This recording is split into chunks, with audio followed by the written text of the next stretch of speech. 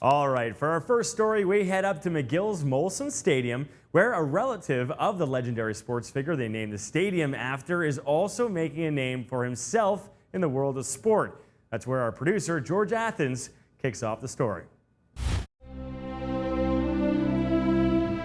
Percival Molson was just 16 years old when he helped the Montreal Victorias win the Stanley Cup in 1897. Molson then went on to become one of the greatest athletes in McGill history. He died fighting in World War I, and in his will donated the funds to build the football stadium.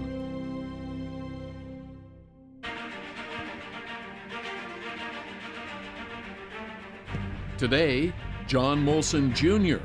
is practicing at the stadium that heralds his family's name.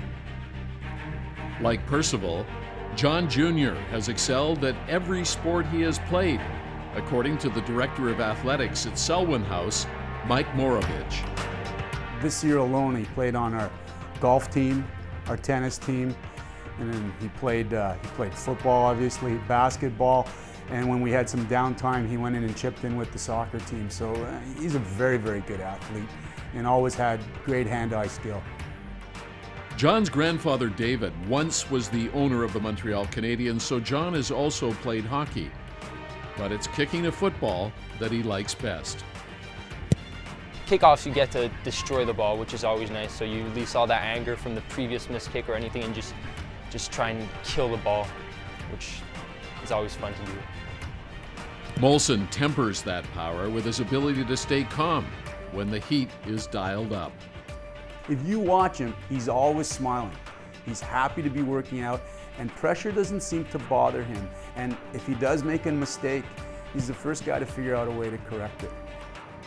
It's important never to focus on failing, always focusing on, I'm going to make this kick, I'm going to make this kick. You always want positive thoughts through your mind. And it just, when you're in the moment, everything else just seems to just blur out and you just focus on that ball and putting it through those goalposts.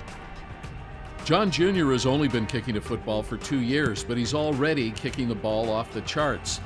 At a recent invitation-only FBU Top Gun camp in Dublin, Ohio, for the very best players in America, kicking coach Chris Saylor named Molson the MVP for the future class of 2016. He also ranked him the third best kicker in his age group in the United States. Ball's down, Molson, there's the big leg. He is through, it's 30. Molson also recently increased his marquee value as the co-captain of the Quebec team playing at the Canada Cup Championships in Saskatoon. A great boot by Molson. Patrick Bois is the head coach of the Quebec team and the offensive coach for the McGill Redmen, and he thinks JJ has what it takes to get to the next level.